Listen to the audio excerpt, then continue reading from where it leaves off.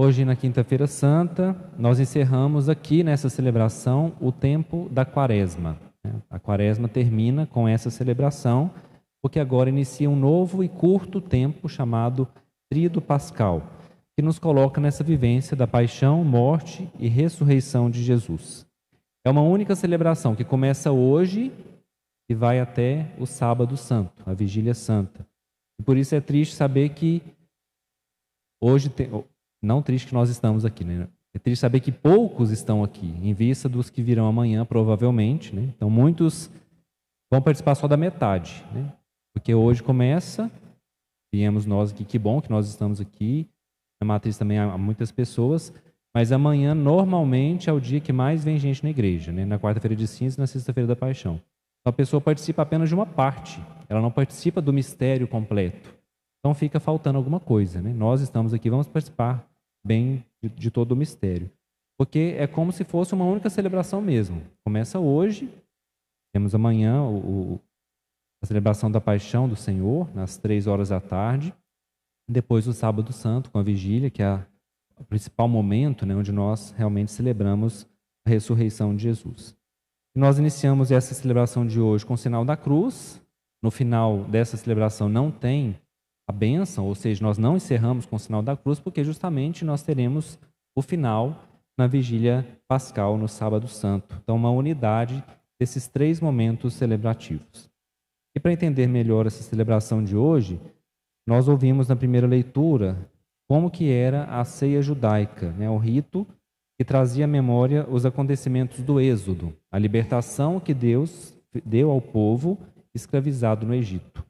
É uma ceia carregada de sentido, carregada de símbolos, que sustentava a fé daqueles homens, daquelas mulheres, nas promessas que Deus havia feito ao longo do caminho. E a Páscoa cristã nasce desse contexto da Páscoa judaica, da comemoração da libertação daquele povo, e nós, cristãos, comemoramos a libertação do pecado. Nós fomos libertos do pecado por causa do sangue de Jesus. Então, para nós, a Páscoa tem um novo sentido, embora esse sentido da libertação, né, nós conservamos. E aqueles homens, aquelas mulheres se reuniam para fazer memória daqueles acontecimentos, né, para se lembrarem de tudo aquilo que Deus havia feito, e num sentido de ação de graças, eles faziam aqueles ritos ali para relembrar. Já nós, na celebração eucarística, na missa, que nós participamos, nós não fazemos uma memória. Nós atualizamos aquilo que aconteceu. É diferente, né? Nós não fazemos aqui na celebração um teatro. Não é uma... vamos fingir aqui que Jesus fez tal coisa. Vamos fingir que Jesus pediu para consagrar o pão. Vamos fingir que isso aqui é o corpo de Jesus. Não é uma lembrança, não é um teatro. Nós realmente celebramos e acreditamos que aqui está o corpo de Cristo, o sangue de Cristo. Então, nós atualizamos aquilo que aconteceu uma única vez. É algo meio difícil de explicar, e talvez difícil de entender também, talvez mais ainda difícil de entender, porque é como se nós parássemos, quando nós participamos de qualquer missa, é como se nós parássemos no tempo e voltássemos lá para o momento em que Jesus morre e ressuscita. Nós voltamos para aquele único momento que Jesus dá a sua vida. Então, nós não matamos Jesus em todas as missas. Não é que nós ficamos repetindo a morte de Jesus, mas nós atualizamos aquilo que aconteceu uma única vez. Como se nós, como eu disse, voltássemos naquele momento em que Jesus dá a sua vida por cada um de nós. Então, como a Páscoa judaica, na primeira leitura nós ouvimos, alimenta a identidade do povo naqueles acontecimentos que Deus havia feito no Antigo Testamento, a Eucaristia alimenta a nossa identidade cristã. Nós vamos nos alimentando e nos tornando cada vez mais parecidos com Jesus. E no dia de hoje, nós celebramos 3 fatos muito importantes.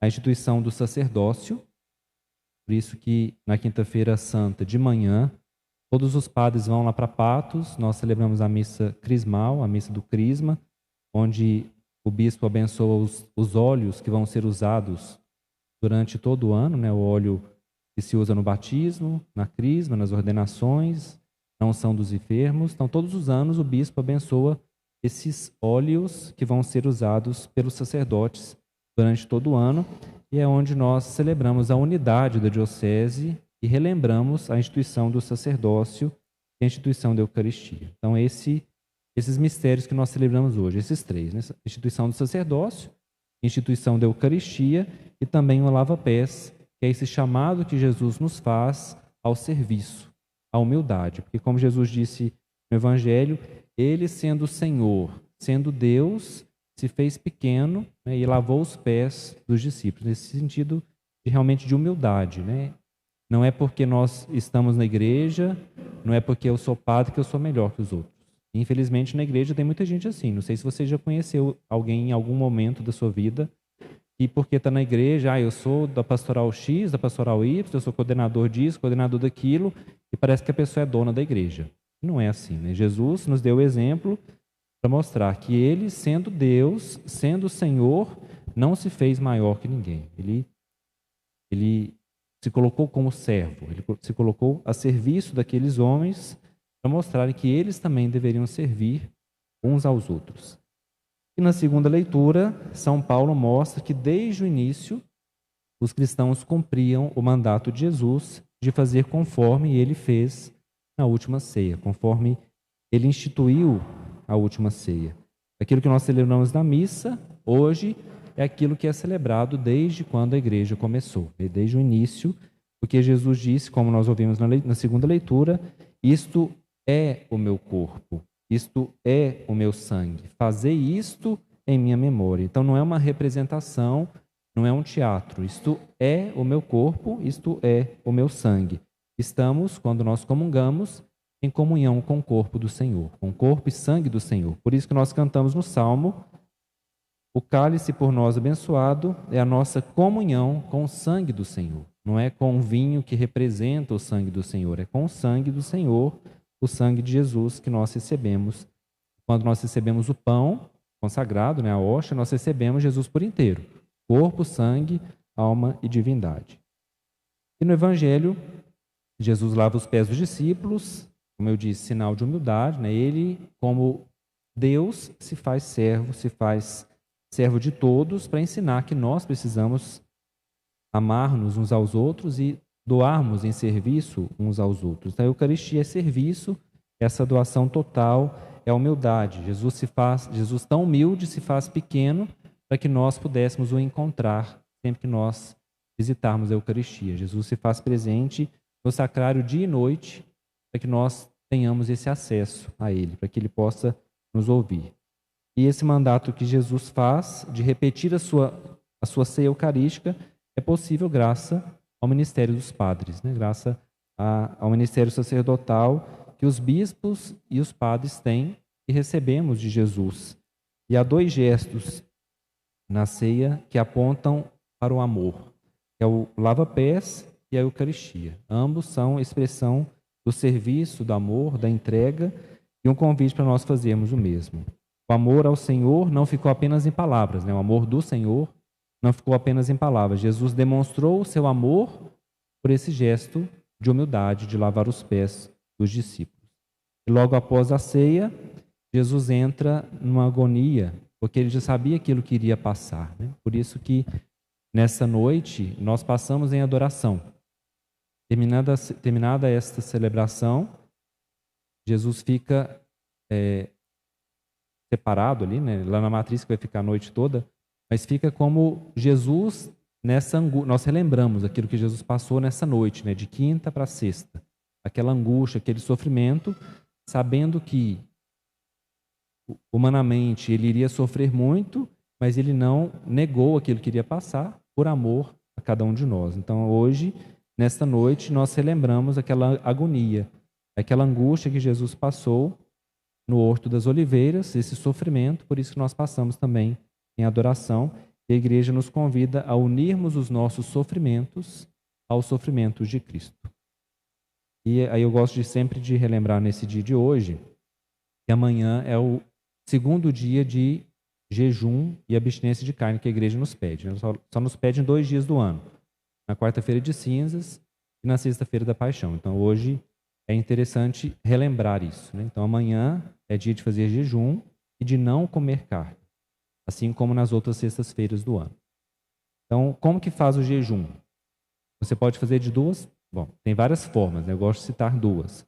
Você pode fazer, por exemplo, o jejum da igreja, que é aquele que você faz uma refeição completa, sem carne, claro, e você, naquela que você não fizer, você faz um lanche leve. Então, por exemplo, você toma o seu café da manhã normalmente, porque se não tomar o café da manhã, quer dizer que você começou hoje o seu jejum. Então, você toma o café da manhã, depois você faz o seu almoço ou a sua janta. E no lugar daquele que você não fizer, você faz um lanche leve. Então, são 3 refeições que você faz no dia. Nós fazemos no dia. Ou então, por exemplo, o jejum a pão e água.